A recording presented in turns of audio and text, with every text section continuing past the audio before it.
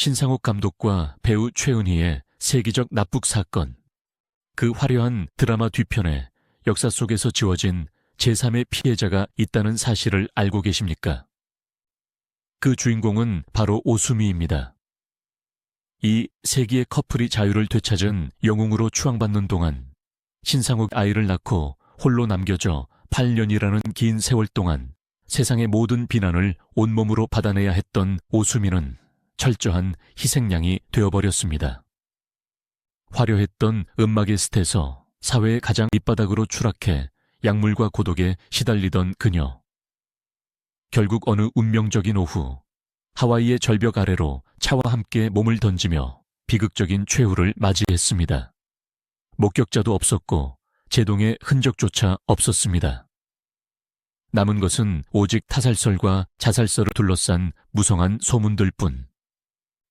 그저 사랑받기를 원했을 뿐인 한 여인이 도대체 왜 이토록 잔인하게 짓밟혀야만 했을까요? 과연 1992년 팔리 전망대 절벽 아래 처참하게 찌그러진 고철 덩어리 속에 감춰진 진실은 무엇이었을까요?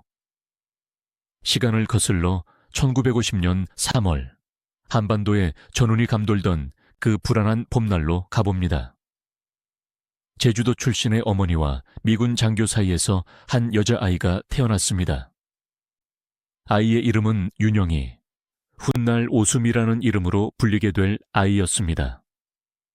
그녀가 태어나고 불과 몇 달 뒤 6.1이 되고 전쟁이 발발했습니다. 한반도는 폐허가 되었고 살아남은 사람들은 가난과 굶주림, 그리고 서로를 향한 불신으로 하루하루를 연명해야 했습니다. 그 혼란스러운 시절, 윤영이라는 아이의 존재는 그 자체로 눈에 띄는 표적이었습니다. 그녀에게는 남들과 다른 피가 흐르고 있었습니다. 또렷한 이목구비, 깊게 파인 눈매, 그리고 서구적인 골격. 아버지가 누구인지 명확히 알려지지는 않았으나 그녀는 소위 말하는 혼혈이었습니다. 지금이야 다문화라는 말이 익숙하고 이국적인 외모가 선망의 대상이 되기도 하지만 1950년대와 60년대 한국 사회는 잔인할 만큼 배타적이었습니다. 단일 민족이라는 신화가 강하게 지배하던 시절, 머리색이 조금만 옅어도, 눈동자 색이 조금은 달라도 튀기라 불리며 놀림과 멸시를 받아야 했습니다. 어린 영희에게 세상은 시작부터가 차가운 벽이었습니다. 동네 아이들의 돌팔매질, 어른들의 수군거림, 그리고 양공주의 딸이라는 씻을 수 없는 낙인. 그녀는 아주 어릴 때부터 깨달았을 것입니다. 자신이 아무리 노력해도 이 사회의 평범한 일원이 될 수는 없다는 사실을 말입니다. 살아남기 위해서는 이 돋보이는 외모를 저주가 아닌 무기로 만들어야 한다는 생존 본능이 그녀의 무의식 속에 자리 잡았을지도 모릅니다. 그녀는 아름다웠습니다. 사춘기를 지나면서 그녀의 미모는 그야말로 눈이 부실 정도로 피어났습니다. 당시 한국의 전형적인 미인상은 단아하고 참한 둥근 얼굴의 여인들이었습니다. 하지만 윤영이는 달랐습니다. 그녀의 얼굴에는 동양의 신비로움과 서양의 관능미가 절묘하게 섞여 있었습니다. 길을 걸으면 남녀노소 할 것 없이 뒤를 돌아보게 만드는 압도적인 분위기. 그것은 그녀에게 배우라는 길을 필연적으로 선택하게 만들었습니다. 1968년, 그녀는 연극 무대를 통해 처음으로 연기의 맛을 보게 됩니다.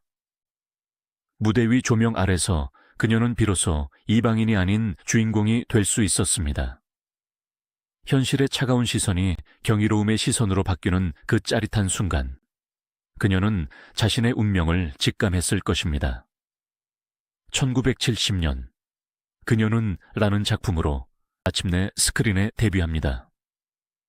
예명은 오수미, 빼어날 수 아름다울 미. 그 이름처럼 그녀는 한국 영화계에 나타난 태풍과도 같았습니다.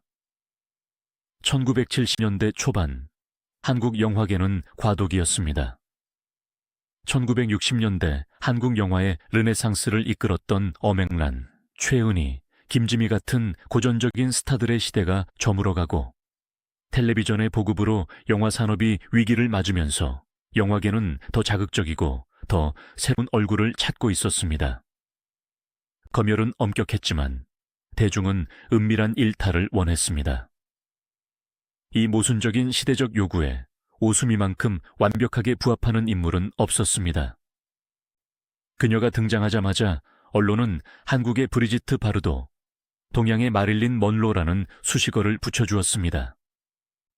그녀의 서구적인 체형과 도발적인 눈빛은 당시 한국 여배우들에게서는 찾아볼 수 없는 종류의 것이었습니다. 감독들은 그녀에게서 순종적인 현모양처가 아닌 남성을 파멸로 이끄는 판무파탈의 이미지를 보았습니다. 데뷔 이듬해인 1971년 그녀는 여인 잔혹사, 물레방아는 왜 돈다에 출연하며 대담한 노출 연기를 선보입니다. 당시로서는 파격 그 자체였습니다. 스크린을 가득 채운 그녀의 관능적인 몸짓에 남성 관객들은 열광했고 극장은 문전성시를 이루었습니다.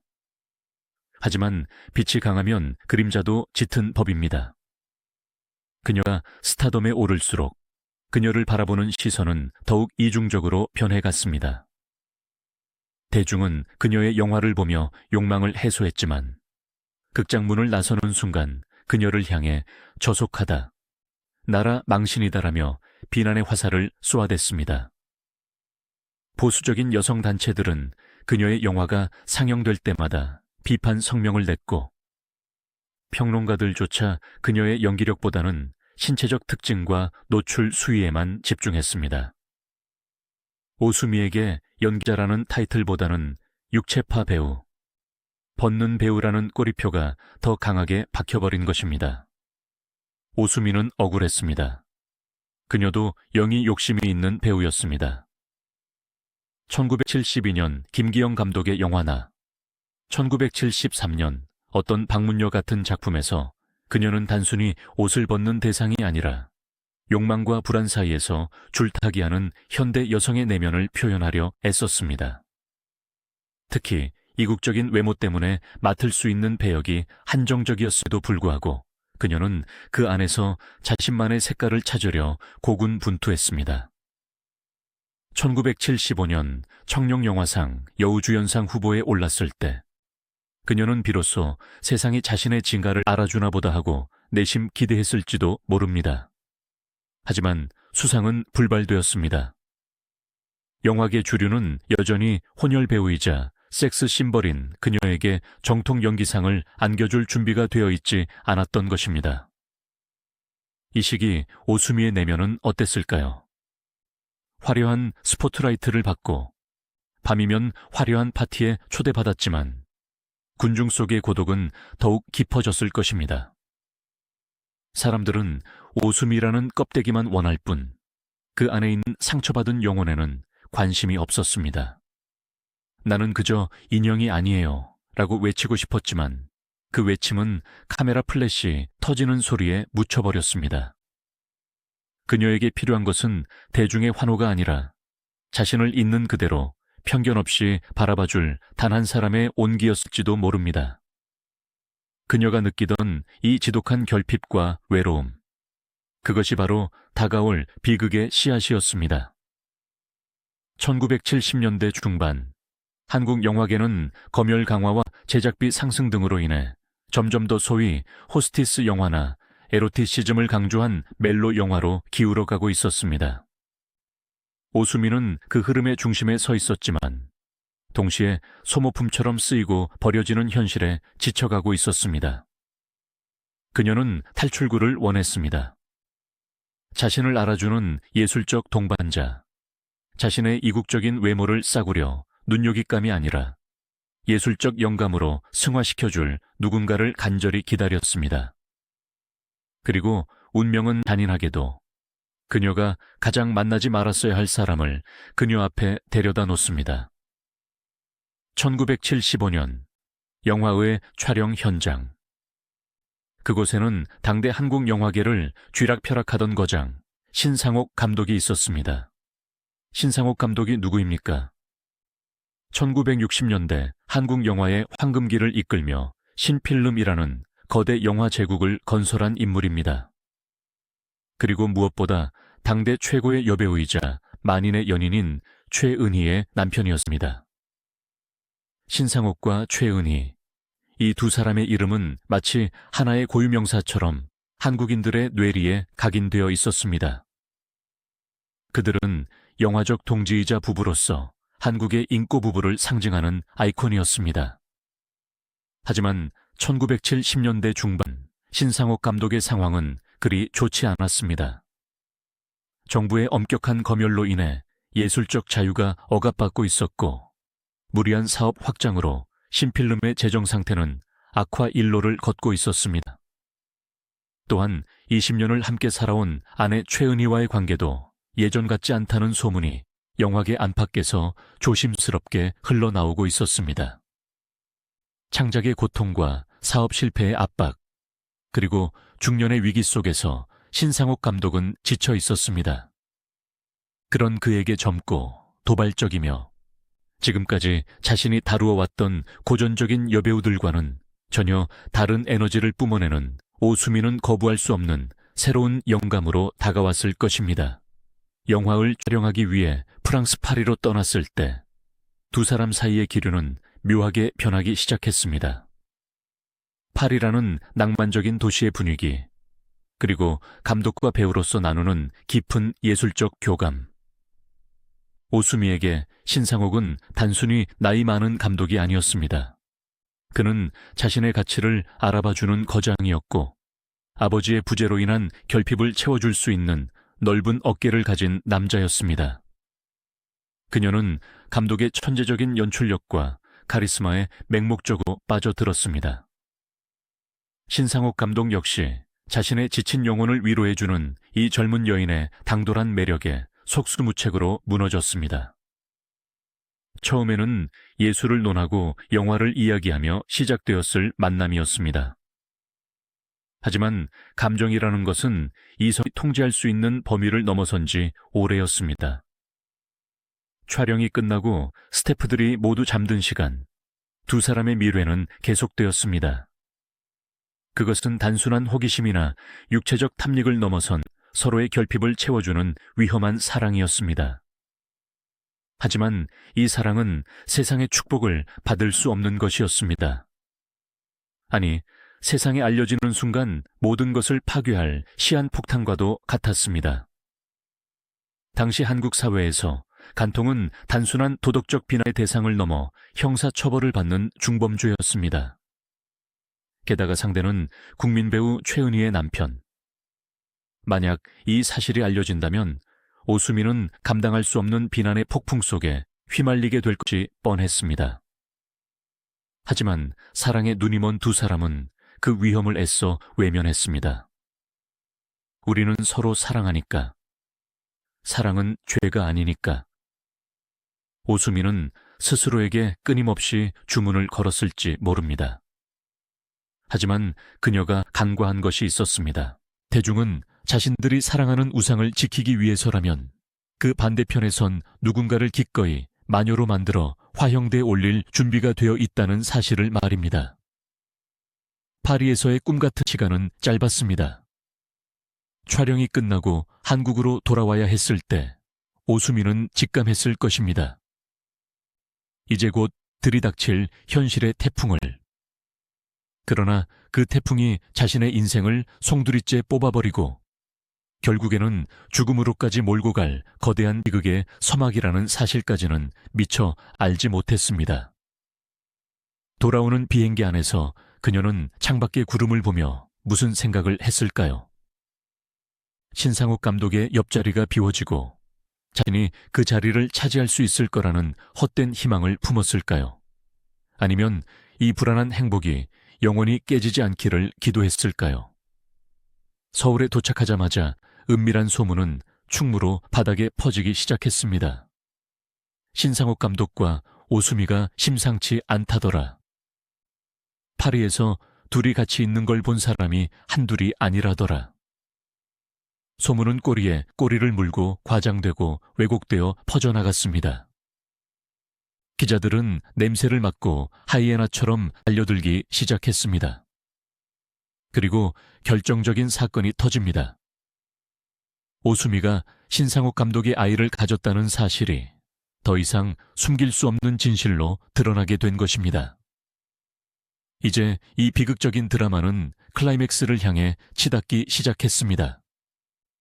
1970년대 한국 사회를 뒤흔들었던 희대의 스캔들. 그 중심에 선 오수미의 운명은 이제 걷잡을 수 없는 소용돌이 속으로 빨려 들어가고 있었습니다. 비밀은 결코 영원히 숨겨질 수 없는 법입니다. 특히 그것이 당대 최고의 유명 인사들과 얽힌 치정극이라면 더욱 그렇습니다. 1975년 서울의 충무로 뒷골목과 명동의 다방들 사이에서 흉흉한 소문이 구체적인 형체를 띠기 시작했습니다. 오수미가 배가 불러온다더라. 아이 아빠가 신상옥 감독이라더라. 처음에는 설마 했던 사람들도 시간이 지날수록 또렷해지는 정황 증거들 앞에서 경악을 금치 못했습니다. 그리고 마침내 그 소문이 사실로 확인되는 순간 대한민국 연예계는 말 그대로 핵폭탄을 맞은 듯한 충격에 휩싸였습니다. 당시의 사회적 분위기를 이해할 필요가 있습니다. 1970년대 중반의 한국은 박정희 정권의 유신 체제가 서슬퍼렇게 살아있던 시절이었습니다. 사회 전반에 걸쳐 도덕적 엄숙주의가 강요되었고 건전한 가정은 국가를 지탱하는 최소 단위로서 신성시대였습니다. 이런 시대적 배경 속에서 국민적인 존경과 사랑을 받던 영화계의 거장이 본부인을 두고 25살에 새파랗게 젊은 여배우와 불륜을 저지르고 아이까지 가졌다는 사실은 단순한 가십거리가 아니었습니다. 그것은 사회의 도덕적 기강을 흔드는 일종의 반란으로 받아들여졌습니다. 언론은 기다렸다는 듯이 이 먹잇감을 물어뜯기 시작했습니다. 당시 최고의 인기를 구가하던 주간지들은 매주 자극적인 헤드라인으로 도배되었습니다. 잉부부의 파경, 은막의 여왕, 최은희의 눈물, 요부 오수미의 대담한 도발.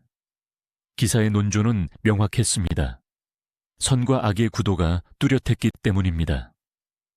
최은희는 남편의 성공을 위해 헌신하고 가정을 지켜온 한국적 여인상의 표상이었고, 오수미는 서구적인 외모에 쾌락을 좇아 남의 가정을 파괴한 마녀였습니다. 대중은 이 편리한 이분법에 열광하며 분노를 쏟아냈습니다. 사람들은 최은희에게는 무한한 동정과 연민을 보냈지만 오수미에게는 입에 담지 못할 저주를 퍼부었습니다. 오수미의 집 앞에는 기자들이 진을 쳤고 그녀가 외출이라도 할라치면 손가락질과 수근거림이 그녀의 뒤통수를 따갑게 때렸습니다. 그녀에게 붙은 가정 파탄녀라는 주홍글씨는 너무나 선명해서 그녀가 이전에 보여주었던 배우로서의 가능성이나 인간적인 매력 따위는 순식간에 지워버렸습니다. 그녀는 더 이상 배우 오수미가 아니었습니다. 그저 신상옥의 첩 혹은 불륜녀일 뿐이었습니다. 하지만 오수미는 당당했습니다. 적어도 겉으로는 그랬습니다. 그녀는 훗날 회고록이나 인터뷰를 통해 당시의 심경을 이렇게 토로했습니다. 사랑하는 사람의 아이를 가진 것이 왜 죄가 되어야 하나요? 저는 남의 것을 뺏으려 한 게 아닙니다. 그저 사랑이 저에게 왔을 뿐이에요.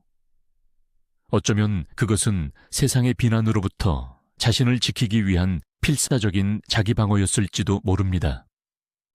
혹은 사랑 하나면 모든 것을 극복할 수 있다고 믿었던 20대 청춘의 무모한 순수함이었을지도 모릅니다. 그러나 그녀의 이런 태도는 불에 기름을 붓는 격이었습니다. 대중은 그녀의 당당함을 뻔뻔함으로 받아들였고 반성조차 하지 않는 독한 자라며 혀를 찼습니다. 이 거대한 소용돌이의 한가운데 또 다른 피해자인 최은희의 고통은 이루 말할 수 없었습니다. 그녀는 남편의 외도 사실을 알게 되었을 때 하늘이 무너진 듯한 절망감을 느꼈을 것입니다. 영화 동지로서 인생의 반려자로서 20년을 함께해온 신뢰가 산산조각이 난 것입니다. 더욱이 상대는 자신의 영화에 출연했던 후배 여배우였습니다. 배신감은 치를 떨게 만들었을 것입니다. 최은희는 깊은 고민 끝에 결단을 내립니다. 더 이상 껍데기뿐인 결혼 생활을 유지하는 것은 무의미하다고 판단한 것입니다. 1976년 최은희는 신상옥 감독을 상대로 이혼 소송을 제기합니다.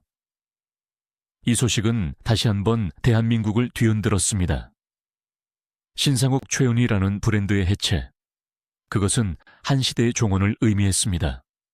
법정 공방은 치열하지 않았습니다. 귀책 사유가 너무나 명백했기 때문입니다. 결국 두 사람은 이혼 도장을 찍었고 세기의 커플은 남남이 되었습니다. 최은희는 아이들을 데리고 집을 나왔고 그 빈자리에 오수미가 들어갔습니다. 오수미에게는 이것이 승리처럼 보였을까요? 표면적으로는 그랬습니다. 그녀는 사랑하는 남자를 쟁취했고 그의 아이를 낳았으며 이제 그의 곁에서 살 수 있게 되었습니다. 그녀는 신상욱 감독과의 사이에서 첫째 아들 신정균을 낳았고 이어 딸을 낳으며 사실혼 관계를 유지했습니다. 안양에 있는 신상욱 감독의 자택에서 그녀는 사모님 소리를 들으며 살림을 꾸렸습니다. 하지만 그것은 상처투성이의 승리였습니다. 아니, 승리라기보다는 고립된 섬에 갇히는 형국이었습니다. 현실의 삶은 영화처럼 로맨틱하지 않았습니다. 신상옥 감독의 상황은 최악으로 치닫고 있었기 때문입니다. 1975년 정부는 신상옥 감독이 운영하던 신필름의 영화 제작 허가를 취소해버렸습니다. 표면적인 이유는 예고편 검열 위반이었지만 실제로는 박정희 정권의 눈밖에 났기 때문이라는 설이 파다했습니다. 한국 영화계의 거인이 하루아침에 손발이 묶인 신세가 된 것입니다. 거대한 영화 제국은 무너져 내렸고 빚더미가 쓰나미처럼 밀려왔습니다. 오수미가 마주한 신상옥의 여자로서의 삶은 화려한 파티가 아니라 빚쟁이들의 독촉과 생활고 그리고 남편의 깊은 한숨을 지켜봐야 하는 고단한 일상이었습니다. 신상옥 감독은 예술적 날개가 꺾인 채 괴로워했습니다. 그는 매일 술로 밤을 지새우거나 다시 재기할 방법을 찾기 위해 동분서주했지만 길은 쉽게 열리지 않았습니다. 오수미는 그런 남편을 위로하며 갓 태어난 아이들을 돌봐야 했습니다. 그녀는 자신의 영희 경력이 사실상 끝났다는 것을 알고 있었습니다. 어떤 영화사도 국민적 미움을 받는 그녀를 캐스팅하려 하지 않았고 방송국 출연 금지 명단에 그녀의 이름이 오르내렸습니다. 그녀가 할 수 있는 일은 집 안에서 아이를 키우며 남편이 다시 일어서기를 기다리는 것뿐이었습니다. 이 시기 오수미의 내면은 서서히 무너져가고 있었을 것입니다. 그녀가 꿈꾸었던 사랑의 결실이 고작 이런 것이었을까요? 세상의 손가락질을 받으면서까지 선택한 사랑이었는데 돌아온 것은 경제적 파탄과 사회적 매장, 그리고 우울증이었습니다. 그녀는 종종 창밖을 내다보며 생각에 잠기곤 했습니다. 화려했던 조명 아래 섰던 자신의 모습, 환호하던 관객들, 그 모든 것이 전생의 기억처럼 아득하게 느껴졌을 것입니다. 나도 다시 연기할 수 있을까? 그녀가 신상옥 감독에게 조심스럽게 물었을 때 신 감독은 묵묵부답이거나 씁쓸한 표정만 지었을 것입니다. 그 역시 그녀를 보호해줄 힘을 잃어버렸기 때문입니다. 두 사람 사이에는 묘한 긴장감과 연민, 그리고 죄책감이 뒤섞여 흘렀습니다. 오수미는 신 감독에게서 아버지의 모습을 찾으려 했지만 눈앞에 있는 남자는 시대의 흐름에 휩쓸려 표류하는 늙고 지친 사내일 뿐이었습니다. 하지만 오수미는 강한 어머니였습니다. 아이들에 대한 사랑만큼은 끔찍했습니다. 세상 사람들이 자신을 욕하는 것은 참을 수 있었지만 아이들이 불륜의 씨앗이라는 소리를 듣는 것만은 견딜 수 없었습니다. 그녀는 아이들을 외부의 시선으로부터 철저히 차단하며 키웠습니다. 언젠가 남편이 다시 영화를 만들게 되면 자신도 떳떳하게 복귀하고 아이들도 자랑스러운 아버지를 둔 자식으로 인정받을 날이 올 거라고 믿었습니다. 그러던 중 신상옥 감독은 꽉 막힌 국내 상황을 타개하기 위해 해외로 눈을 돌리기 시작했습니다. 한국에서는 더 이상 영화를 만들 수 없으니 홍콩이나 미국으로 건너가 합작 영화를 만들거나 투자를 받아오겠다는 계획이었습니다. 그것만이 살 길이었습니다. 오수미는 그런 남편의 결정을 지지할 수밖에 없었습니다. 비록 남편과 떨어져 지내야 한다는 불안감이 있었지만 이족 같은 생활고와 무력감에서 벗어날 유일한 희망이었기 때문입니다. 신상옥 감독은 잦은 해외 출장을 다니기 시작했습니다. 오수미는 한국에 남아 아이들을 돌보며 남편의 연락만을 기다리는 날들이 늘어갔습니다. 그때마다 불길한 예감이 스치고 지나갔지만 그녀는 애써 고개를 저었습니다. 다 잘 될 거야. 그 사람은 천재니까. 반드시 다시 일어설 거야.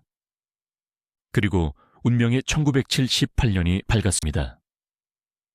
이 해는 한국 현대사에서 그리고 오수미 개인의 역사에서 가장 기이하고 미스터리한 해로 기록될 것입니다. 1월 홍콩에 머물던 최은희로부터 연락이 두절되었다는 소식이 들려왔습니다. 최은희는 이혼 후에도 연기 활동을 계속하며 재기를 모색하고 있었고 당시 홍콩의 한 영화사로부터 초청을 받아 출국한 상태였습니다. 그런데 갑자기 그녀가 연기처럼 사라진 것입니다. 처음에는 단순한 잠적설이나 도피설이 돌았습니다. 하지만 며칠이 지나고 몇 주가 지나도 최은희의 행방은 묘연했습니다. 그리고 얼마 후 전철을 찾겠다며 그리고 영화 제작 투자를 알아보겠다며 홍콩으로 떠난 신상옥 감독마저 연락이 끊깁니다. 대한민국은 또다시 발칵 뒤집혔습니다. 전 국민이 사랑했던 여배우와 거물 감독이 동시에 실종된 전대미문의 사건. 한간에는 두 사람이 빚을 피해 남미로 도주했다는 소문부터 심지어는 동반 자살을 했다는 끔찍한 루머까지 나돌았습니다.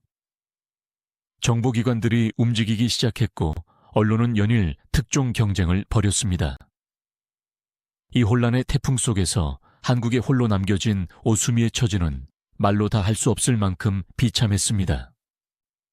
남편이 사라졌습니다. 그것도 전철을 찾아 떠났다가 함께 사라진 것입니다. 세상 사람들의 시선이 다시 오수미에게 쏠렸습니다. 이번에는 비난을 넘어선 의심과 조롱이 섞인 시선이었습니다. 깨어봐라. 결국 본처 찾아 떠난 거다. 오수미가 얼마나 닥달을 했으면 둘이 도망을 쳤겠냐. 심지어 수사기관조차 오수미를 의심의 눈초리로 바라보았습니다. 그녀가 남편의 도피를 도운 것이 아니냐는 추궁을 받기도 했습니다. 오수미는 억울해서 미칠 지경이었습니다. 남편은 떠나기 전 금방 다녀오겠다. 좋은 소식 가지고 올 테니 아이들 잘 보고 있어라 라고 약속했습니다. 그런데 그가 감감무소식이라니. 오수미는 밤마다 전화기 옆을 지켰습니다. 벨이 울릴 때마다 심장이 내려앉았습니다. 혹시 그 사람일까? 혹시 그가 살아있다는 소식일까? 하지만 수화기 너머에서는 침묵이나 빚쟁이들의 욕설만이 들려올 뿐이었습니다. 그녀는 영문도 모른 채 갓돌이 지난달과 걸음마를 떼기 시작한 아들을 품에 안고 공포에 떨었습니다. 남편의 죄는 곧 경제적 파산으로 이어졌습니다. 신상옥 감독이 남기고 간 빚은 고스란히 오수미가 감당해야 할 몫이 되었습니다.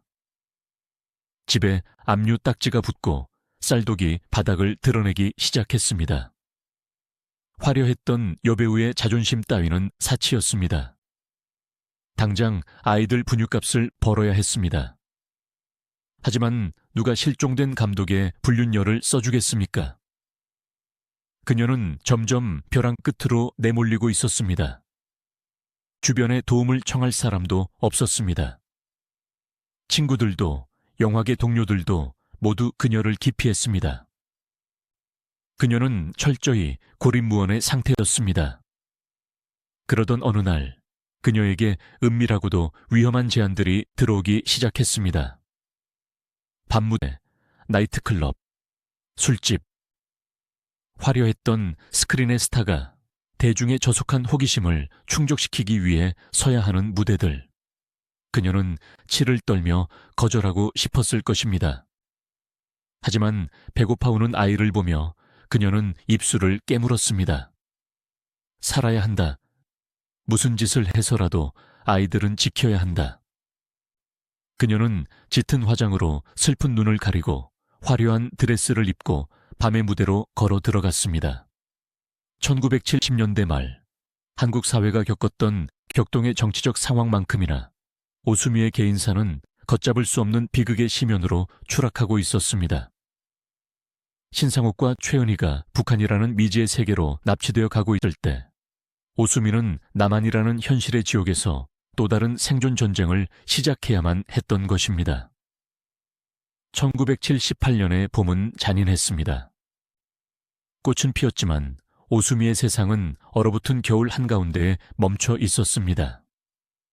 신상옥 감독과 최은희의 동반 실종 사건은 단순한 연예계의 가십을 넘어 국가적인 비상사태로 번져가고 있었습니다.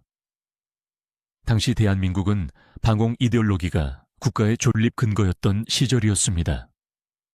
거물급 영화인 2명이, 그것도 북한과 지리적으로 가까운 홍콩에서 감쪽같이 사라졌다는 사실은 중앙정보부를 비롯한 공안 당국을 긴장시키기에 충분했습니다. 그들이 자진 월북을 한 것인지, 납치를 당한 것인지, 아니면 제3국으로 망명을 한 것인지에 대한 명확한 결론이 나지 않은 상태에서 당국은 가장 손쉬운 감시 대상을 찾아냈습니다. 바로 한국에 남겨진 오수미였습니다. 오수미의 집 주변에는 검은 세단이 맴돌았습니다. 형사들과 정보부 요원들이 수시로 그녀를 찾아왔습니다. 그들은 그녀를 피해자가 아닌 잠재적인 용의자나 공모자로 취급했습니다. 신 감독이 떠나기 전에 무슨 말을 남겼나? 혹시 북쪽과 접선한 적은 없는가? 숨겨둔 달러는 어디에 있는가? 밤낮을 가리지 않고 이어지는 추궁과 감시는 그녀의 피를 말렸습니다. 그녀는 아무것도 모른다고, 제발 남편을 찾아달라고 울부짖었지만 그들은 차가운 눈빛으로 그녀의 집안 구석구석을 뒤질 뿐이었습니다. 그녀는 자신이 감시당하고 있다는 공포, 그리고 사랑하는 사람이 영영 돌아오지 않을 수도 있다는 절망감 사이에서 매일 밤 질식할 것 같은 고통을 느꼈습니다. 대중의 시선은 더욱 가혹했습니다. 당시 사회 분위기상 월북이나 납북이라는 단어는 입 밖으로 꺼내기조차 조심스러운 금기어였습니다. 사람들은 신상옥과 최은희가 빚 때문에 야바도주를 했다거나 혹은 스스로 북한을 택했을 것이라는 추측을 사실인 양 떠들어댔습니다. 이런 소문이 돌면 돌수록 오수미는 간첩의 가족 혹은 매국노의 첩이라는 끔찍한 프레임에 갇히게 되었습니다.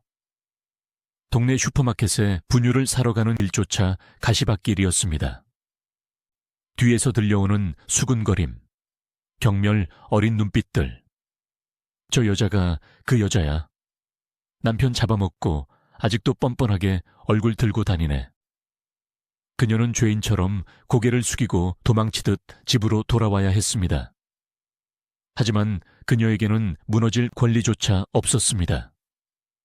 방 안에는 아빠의 얼굴조차 기억하지 못하는 어린 남매가 배고픔에 울고 있었기 때문입니다. 신상욱 감독이 남긴 빚은 눈덩이처럼 불어나 있었고 채권자들은 들이닥쳐 가재도구를 압류해 갔습니다. 화려했던 샹들리에는 뜯겨나갔고 가구들에는 빨간 딱지가 붙었습니다. 통장 장원은 바닥을 드러낸 지 오래였습니다. 그녀는 생존을 위해 무엇이든 해야 했습니다.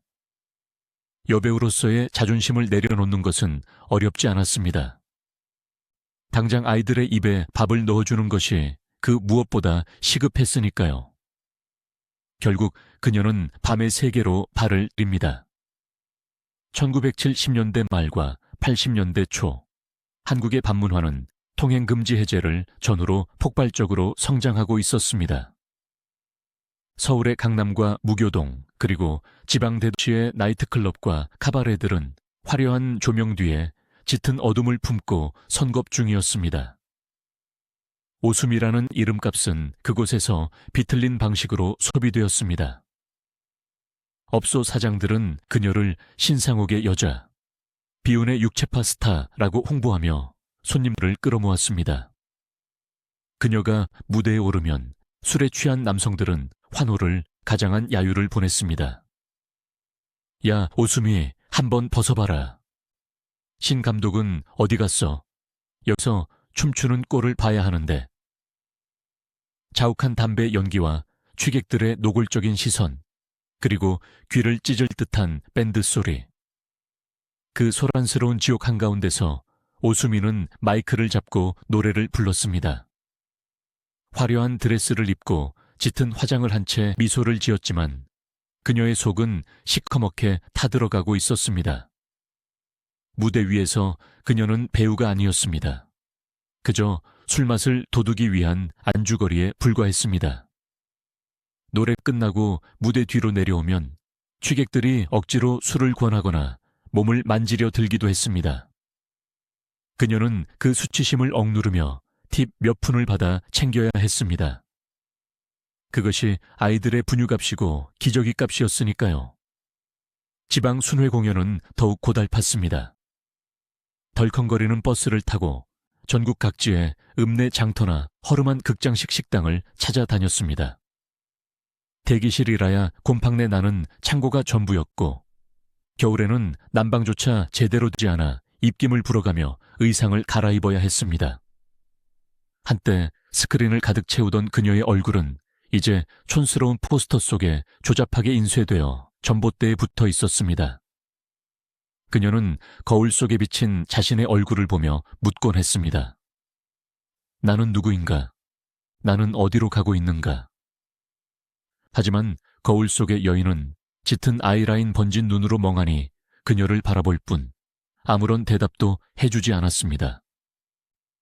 이 지독한 현실을 맨정신으로 견디에는 그녀의 영혼이 너무나 여렸습니다. 육체적 과로와 정신적 학대가 임계점을 넘어서면서 그녀는 위험한 유혹에 손을 뻗게 됩니다. 바로 마약이었습니다. 1970년대 후반 연예계에는 대마초 파동이 휩쓸고 지나갔지만 음지에서는 여전히 필로폰 같은 더 강력한 약물들이 은밀하게 유통되고 있었습니다. 처음에는 피로를 잊기 위해 무대에 서기 전의 공포를 없애기 위해 시작했을 것입니다. 딱 한 번만, 오늘만 버티자. 그렇게 시작된 약물은 뱀처럼 서서히 그녀의 삶을 휘감았습니다. 약 기운이 퍼지면 잠시나마 고통이 사라졌습니다. 세상의 비난도, 빚쟁이의 고함도, 남편에 대한 그리움도 희미해지고 몽롱한 평화가 찾아왔습니다. 하지만 약효가 떨어지면 더 큰 공허와 우울이 쓰나미처럼 밀려왔습니다. 그녀는 점점 더 깊은 수렁으로 빠져들었습니다. 낮에는 무기력하게 누워있다가 밤이 되면 약의 힘을 빌려 무대에 서는 악순환. 그녀의 몸은 병들어가고 있었고 눈빛은 점점 초점을 잃어갔습니다. 주변 사람들은 그녀가 망가져 가고 있음을 알았지만 누구도 손을 내밀어주지 않았습니다. 오히려 약을 공급하며 그녀를 착취하려는 검은 손길들만이 그녀 주변을 맴돌았습니다. 그럼에도 불구하고 그녀를 삶의 끈에서 놓지 않게 만든 유일한 존재는 아이들이었습니다. 아들 정균과 딸은 무럭무럭 자라고 있었습니다. 그녀는 아이들 앞에서는 어떻게든 밝은 모습을 보이려 애썼습니다. 술 냄새와 담배 냄새를 지우기 위해 몇 번이고 씻고 떨리는 손을 감추며 아이들을 안아주었습니다. 아빠는 외국에 돈 벌러 가셨어. 곧 오실 거야. 아주 멋진 선물을 사가지고 오실 거야. 그녀는 아이들에게 거짓말을 했습니다. 그것은 아이들을 위한 거짓말이자 자기 자신에게 거는 최면이기도 했습니다. 아이들이 아빠를 찾을 때마다 그녀의 가슴은 찢어지는 듯 했습니다. 아이들의 얼굴에서 신상옥 감독의 이목구비가 보일 때면 사무치는 그리움과 원망이 동시에 치솟아 올라 그녀를 괴롭혔습니다. 시간은 무심하게 흘러 1979년 10월, 박정희 대통령이 서거하고 1980년에 봄이 찾아왔습니다. 세상은 급변하고 있었습니다. 컬러 텔레비전 방송이 시작되었고 거리에는 화려한 옷을 입은 젊은이들이 넘쳐났습니다. 하지만 오수미의 시간은 여전히 1978년에 멈춰 있었습니다. 새로운 정권이 들어서고 사회 분위기가 바뀌었어도 납북자 가족이라는 꼬리표는 여전히 유효했습니다. 오히려 1980년대 초반 전두환 정권에서 사회 정화 운동이 벌어지면서 유흥업소에 대한 단속이 강화되었고 그녀의 생계는 더욱 위협받았습니다. 그녀는 배우로서의 재기를 꿈꾸기도 했습니다. 가끔 옛정을 생각한 몇몇 감독들이 단역이나 조연 자리를 제안하기도 했습니다. 하지만 카메라 앞에 선 그녀는 예전의 오수미가 아니었습니다. 약물과 알코올, 그리고 생활고에 찌든 그녀의 얼굴에는 생기가 사라져 있었고 연기의 감각도 무뎌져 있었습니다. 무엇보다 대중은 여전히 그녀를 받아들일 준비가 되어 있지 않았습니다. 영화 포스터에 그녀의 이름이 작게라도 실리면 왜 저런 여자가 나오냐는 항의가 빗발쳤습니다. 그녀는 자신이 설 곳이 이 세상 어디에도 없다는 사실을 뼈저리게 확인해야 했습니다. 이 시기 오수미는 종교에 귀의하려 노력하기도 하고 새로운 사업을 구상해 보기도 하는 등 발버둥을 쳤습니다. 하지만 운명은 가혹하리만큼 그녀의 편이 아니었습니다. 사기를 당해 그나마 모은 돈을 날리기도 했고 재활 의지를 다지다가도 다시 약물의 유혹에 무너지기를 반복했습니다. 그녀의 일기장에는 절망적인 문장들이 가득 채워졌습니다. 신이시여, 어찌하여 저에게 이런 시련을 주시나이까? 차라리 죽는 것이 낫지 않을까? 그러던 중 신상옥과 최은희에 대한 충격적인 정보들이 조금씩 흘러나오기 시작했습니다. 1980년대 중반에 접어들면서 북한에서 제작된 영화들이 해외 영화제에 출품되기 시작했는데 그 영화들의 감독 이름이 신상옥으로 되어 있다는 외신 보도가 전해진 것입니다. 돌아오지 않는 밀사, 같은 영화들.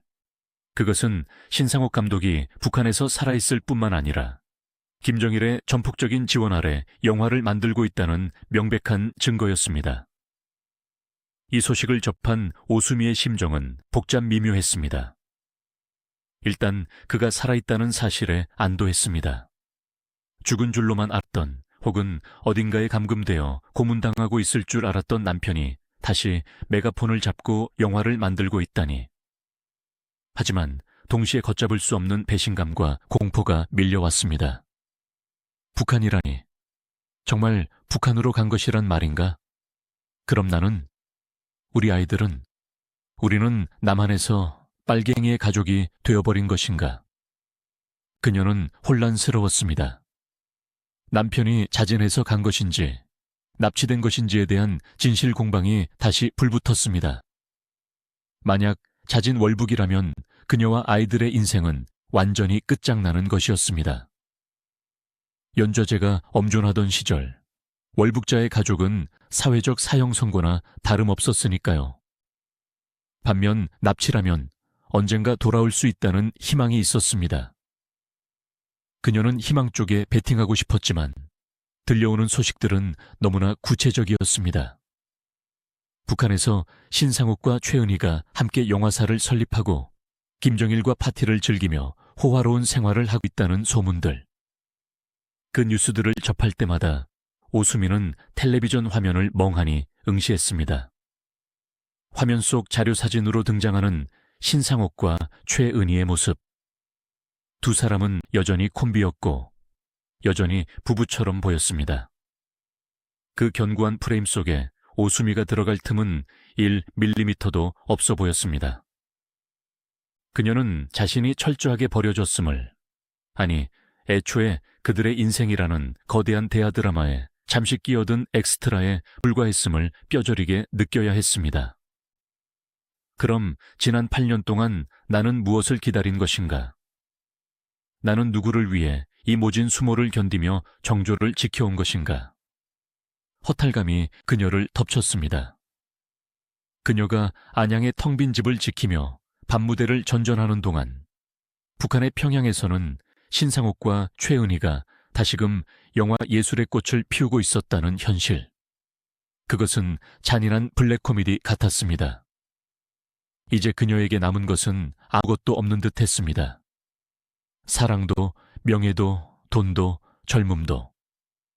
하지만 역사는 그녀에게 마지막으로 잔인한 한 방을 더 준비하고 있었습니다. 1986년 3월 13일, 오스트리아 빈. 전 세계를 경악하게 만든 속보가 타전됩니다. 북한에 납치되었던 신상옥, 최은희 부부, 미국 대사관으로 극적 탈출 성공. 뉴스 앵커의 흥분된 목소리가 전파를 타던 그 순간, 오수미는 식당에서 늦은 점심을 먹고 있었습니다. 숟가락을 든 차에 그녀는 텔레비전 화면 속으로 빨려 들어갈 듯 굳어버렸습니다. 화면에는 택시를 타고 질주하여 미국 대사관의 철문을 통과하는 두 사람의 긴박한 모습과 이후 기자회견장에 나타난 두 사람의 모습이 비치고 있었습니다. 수척하지만 또렷한 눈빛의 신상옥, 그리고 그 옆에서 눈물을 훔치는 최은희. 우리는 자유를 찾아왔습니다. 우리는 다시는 헤어지지 않을 것입니다. 두 사람이 서로의 손을 꼭 잡고 외치는 그 순간, 전 세계는 환호했습니다. 냉전시대의 가장 극적인 탈출극, 자유의 승리, 사랑의 승리. 모든 언론이 찬사를 보냈습니다. 하지만 그 환호성과 박수 소리는 오수미에게는 사형 선고를 알리는 종소리와도 같았습니다. 남편이 살아 돌아왔다는 기쁨보다 그가 최은희의 남편으로서 돌아왔다는 사실이, 그리고 자신은 이제 완벽하게 불필요한 존재가 되었다는 사실이 그녀의 심장을 찔렀습니다. 그녀의 8년 세월은 부정당했습니다. 그녀가 지켜온 자리는 이제 주인이 돌아왔으니 비워줘야 하는 자리가 되었습니다. 대중은 돌아온 영웅 신상옥과 최은희에게 열광하며 그들의 로맨스에 감동했습니다. 그 감동적인 서사 뒤편에서 홀로 늙고 병든 오수미가 흘리는 눈물을 기억해주는 사람은 아무도 없었습니다. 기자회견이 끝나고 며칠 뒤 오수미에게 한 통의 연락이 옵니다. 미국으로 망명한 신상옥 감독 측으로부터 온 연락이었습니다. 그 내용은 그녀가 예상했던 것보다 훨씬 더 건조하고 냉정했습니다. 아이들을 미국으로 보내시오. 수화기 너머로 들려온 그 짧은 한마디는 오수미의 심장에 박힌 마지막 대목과도 같았습니다. 그것은 제안이 아니었습니다. 통보였고 명령이었습니다. 미국 정보기관의 보호 아래 새로운 삶을 시작하게 된 신상옥 감독은 자신의 핏줄인 아이들을 원했습니다. 그리고 놀랍게도 최은희 역시 그 아이들을 자신의 자식으로 받아들여 키우겠다는 뜻을 전해왔습니다. 세상 사람들은 이 소식을 듣고 최은희의 대해와 같은 모성애와 포용력에 감탄했습니다.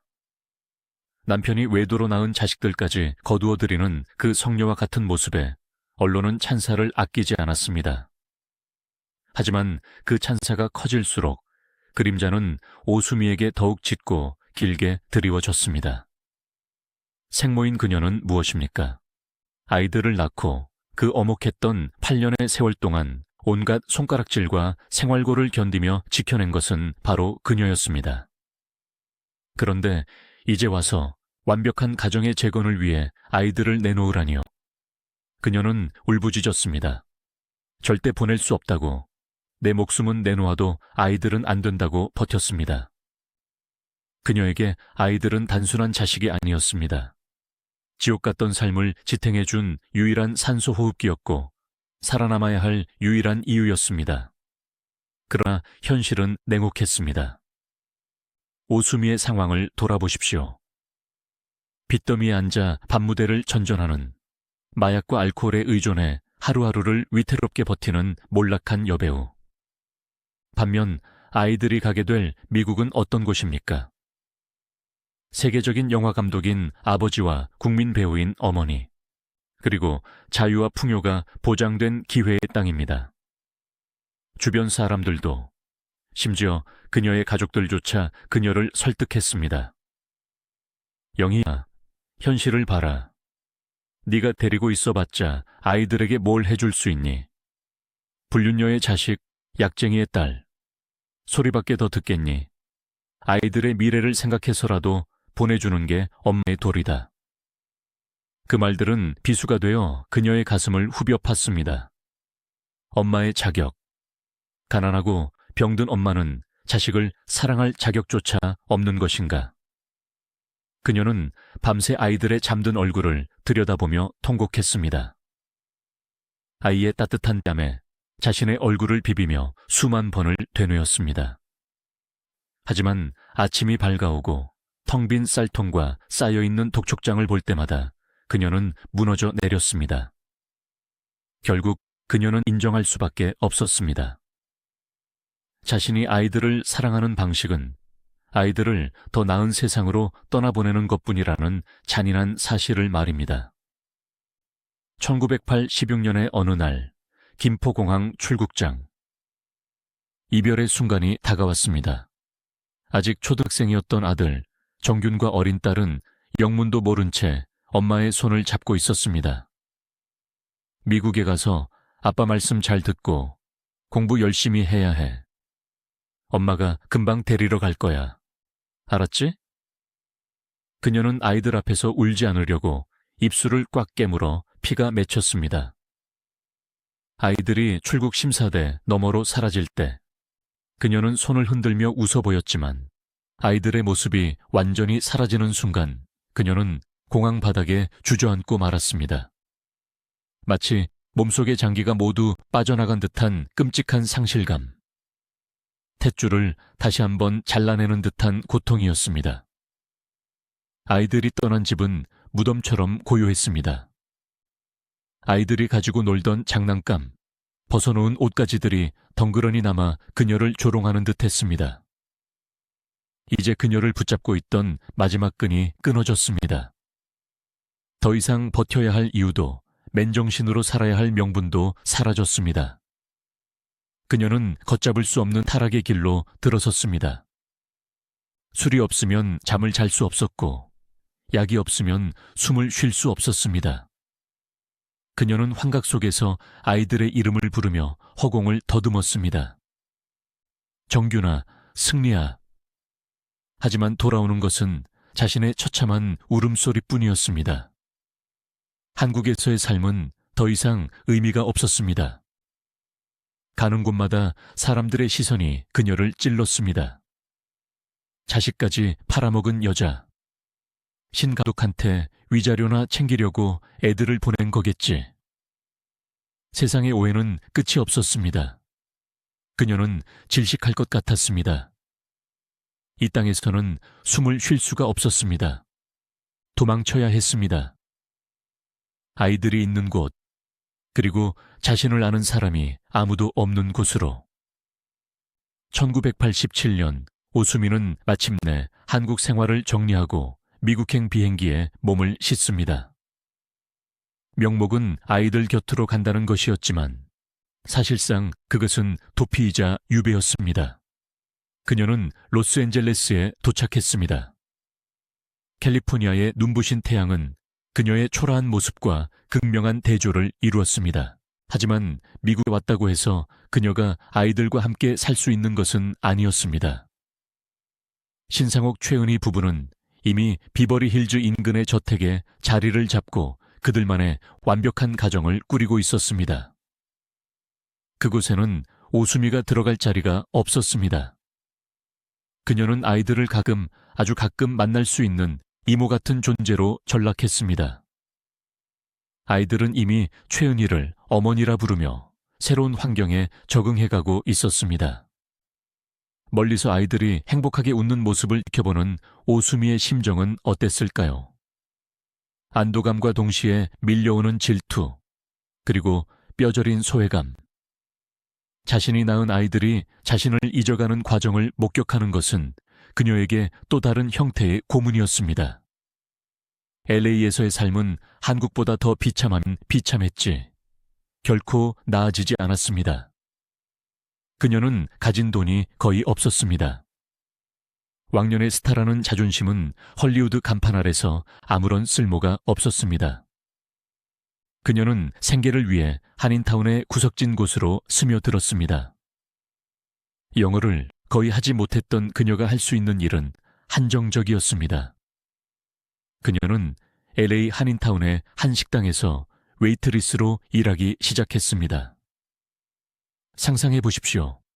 1970년대 음악을 주름잡던 그 도도하고 화려했던 오수미가 앞치마를 두르고 교민들에게 김치찌개를 나르는 모습을. 식당을 찾은 한국 교민들은 그녀를 금방 알아보았습니다. 어머, 저 여자 오수미 아니야. 맞네. 세상에 미국까지 와서 저러고 사네. 팔자가 사납다더니 꼴이 말이 아니구만. 손님들의 수군거림은 그녀의 귀에 비수처럼 꽂혔습니다. 어떤 짓궂은 손님들은 입으로 그녀를 불러 팁을 건네며 모욕감을 주기도 했습니다. 그녀는 굴욕감을 삼키며 억지 미소를 지어야 했습니다. 밤이 되면 퉁퉁 부은 다리를 이끌고 좁은 단칸방으로 돌아와 소주를 마시며 울분을 토했습니다. 내가 왜 이렇게 되었을까? 내가 무슨 죽을 죄를 지었길래. 그녀는 미용실 보조, 네일숍 직원 등 닥치는 대로 일을 했습니다. 하지만 그녀의 영혼은 이미 병들대로 병들어 있었습니다. 한국에서 시작된 마약 중독은 미국이라는 낯선 땅의 외로움과 만나 더욱 악화되었습니다.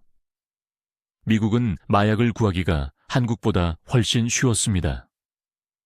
그녀는 현실의 비참함을 잊기 위해, 아이들을 잃은 상실감을 메우기 위해 더욱 깊이 약물에 탐닉했습니다. 약에 취해 거리를 배회하다 경찰에 체포되기도 했고 재활원에 강제 입원되기도 했습니다. 그녀의 망가진 모습은 한인 사회의 입방에 오르내렸습니다. 오수미가 완전히 미쳤다더라. 길거리에 쓰러져 있는 걸 누가 봤다더라. 소문은 한국으로까지 전해져 가십 기사의 소재가 되었습니다.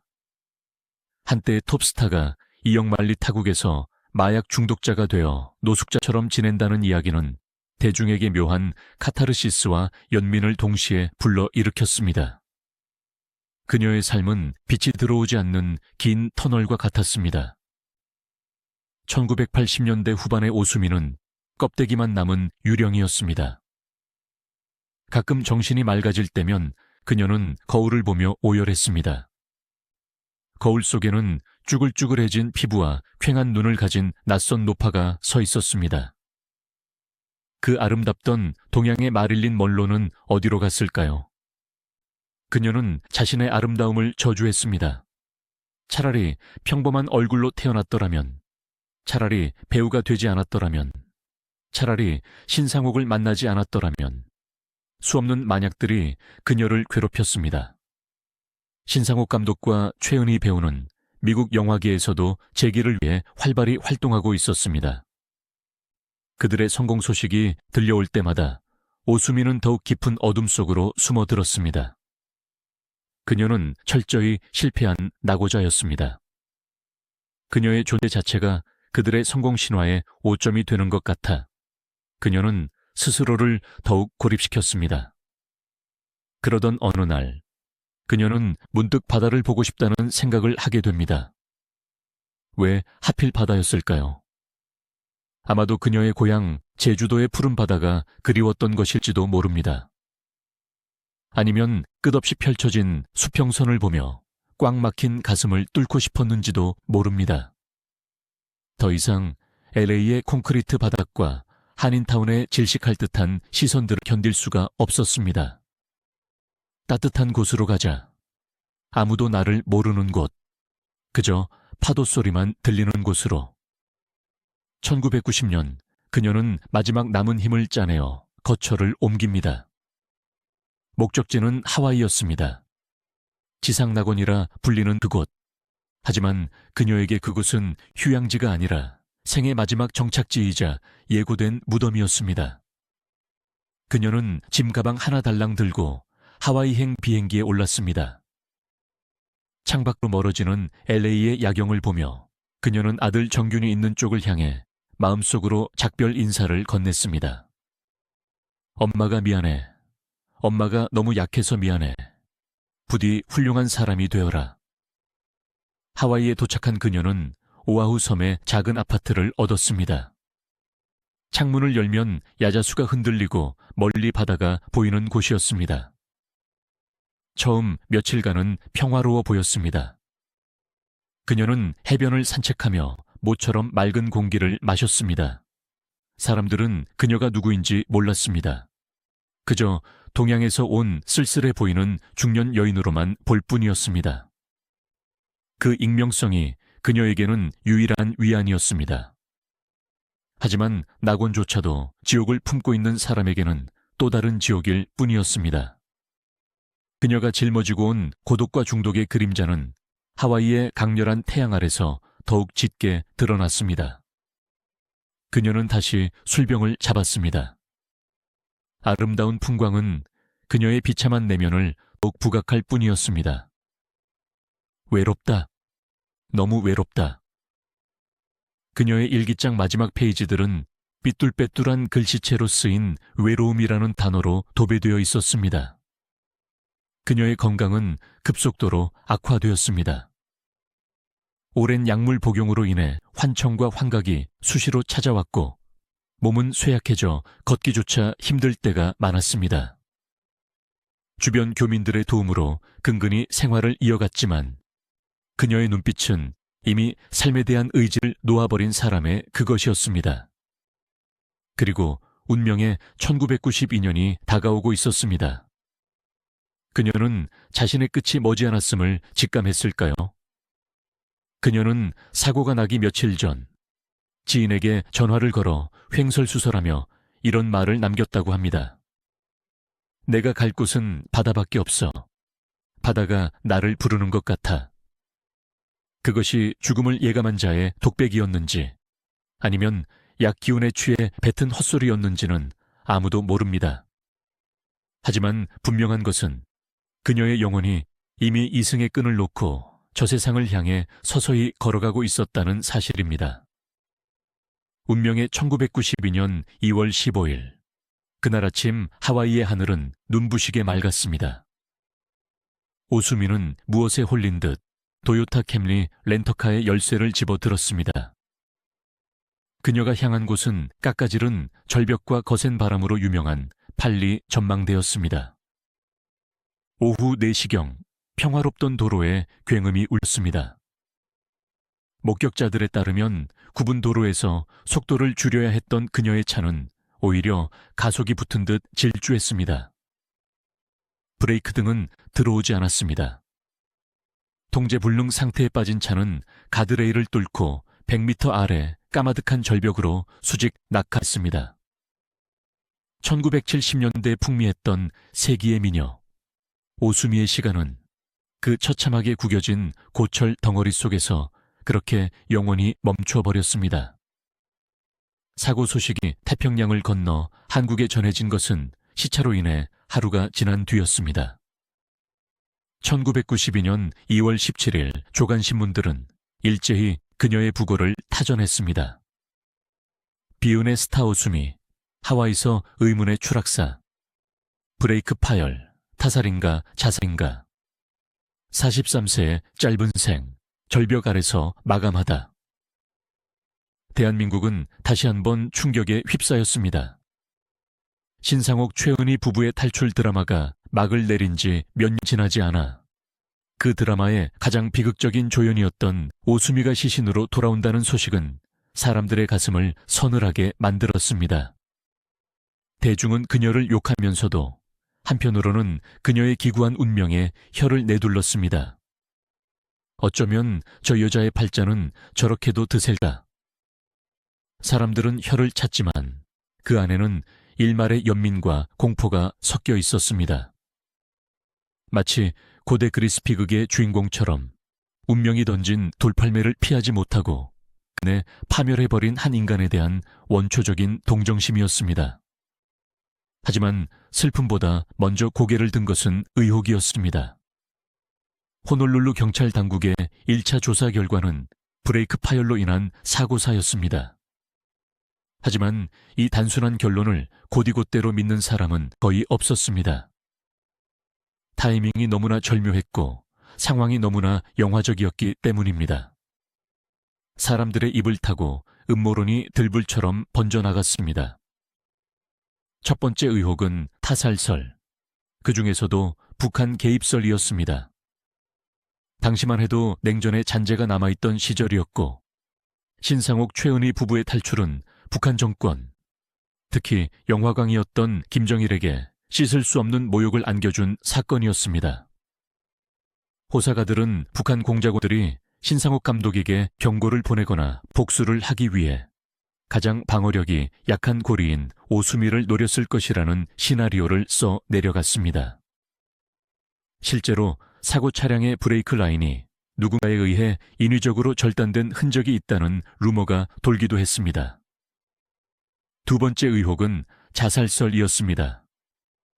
사고 현장인 팔리 전망대 도로는 급경사이긴 하지만 운전에 능숙한 사람이 대낮의 실수로 절벽으로 돌진할 확률은 극히 낮다는 것이 이유였습니다. 사람들은 오수미가 스스로 죽음을 선택했을 것이라고 수군거렸습니다. 그녀의 삶을 돌아보면 자살 동기는 차고 넘쳤습니다.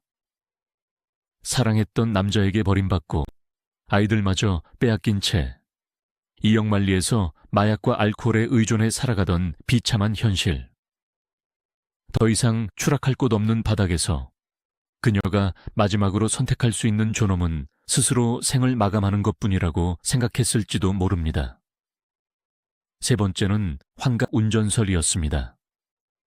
그녀가 사고 당시 마약이나 알코올에 취해 있어 심신미약 상태였다는 것입니다. 실제로 그녀는 오랫동안 약물 중독 치료를 받아왔고 사고 직전까지도 정서적으로 불안정한 상태였습니다. 약 기운에 취해 도로와 절벽을 구분하지 못했거나 환청을 듣고 핸들을 꺾었을 가능성이 제기되었습니다. 부검 결과 체내에서 약물 반응이 나왔는지에 대해서는 명확하게 공개되지 않았거나 엇갈린 보도들이 나왔지만 대중은 그녀가 약쟁이였다는 사실만으로도 이 가설을 기정사실화했습니다. 진실은 무엇이었을까요? 호놀룰루 경찰은 최종적으로 기계 결함과 운전 부주의가 결합된 사고로 결론지었습니다.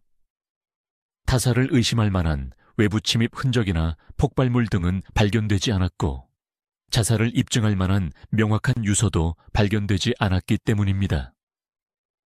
렌터카였던 사고 차량이 정비 불량이었을 가능성이 가장 높다는 것이 공식적인 입장이었습니다. 하지만 그 공식적인 진실은 너무나 건조하고 허무해서 사람들은 여전히 미스터리라는 포장지를 씌워 그녀의 죽음을 소비하는 것을 멈추지 않았습니다. 죽어서도 그녀는 가십의 대상이었고 음모론의 주인공이었습니다. 시신 수습 과정은 그녀의 고단했던 살만큼이나 쓸쓸했습니다. 가족들이 급히 비자를 얻어 하와이로 날아가는 동안 그녀는 이국 땅의 차가운 연간실에 홀로 누워 있어야 했습니다. 신상옥 최은희 부는 조문을 오지 않았습니다.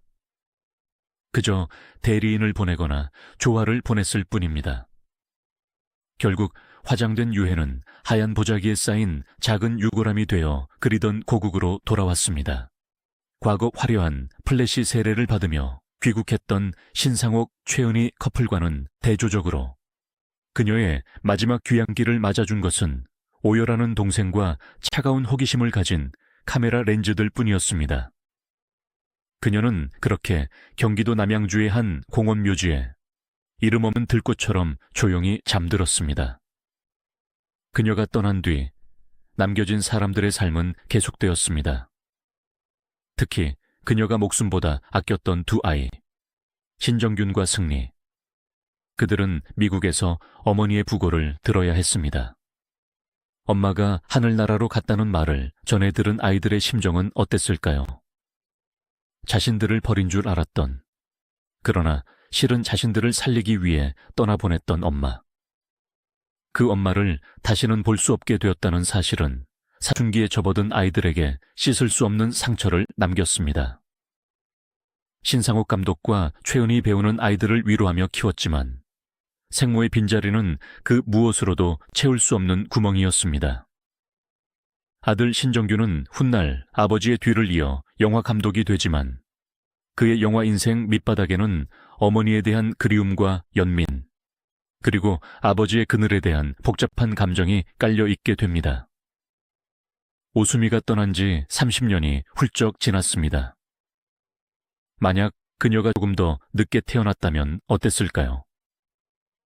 그녀의 이국적인 외모와 당당함은 비난이 아닌 찬사의 대상이 되었을지도 모릅니다. 그녀는 시대를 너무 앞서 태어난, 혹은 우리 사회가 품기에는 너무나 뜨거웠던 불꽃이었습니다.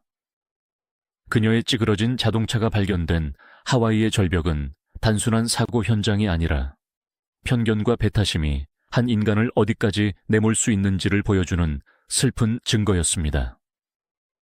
이제 우리는 그녀를 불운한 스캔들의 주인공이 아닌 치열하게 사랑하고 연기했던 인간 윤영희로 기억해야 합니다. 부디 저 세상에서는 누구의 시선도 의식하지 않고 그토록 원했던 자유 속에서 편안히 쉬기를 기도합니다.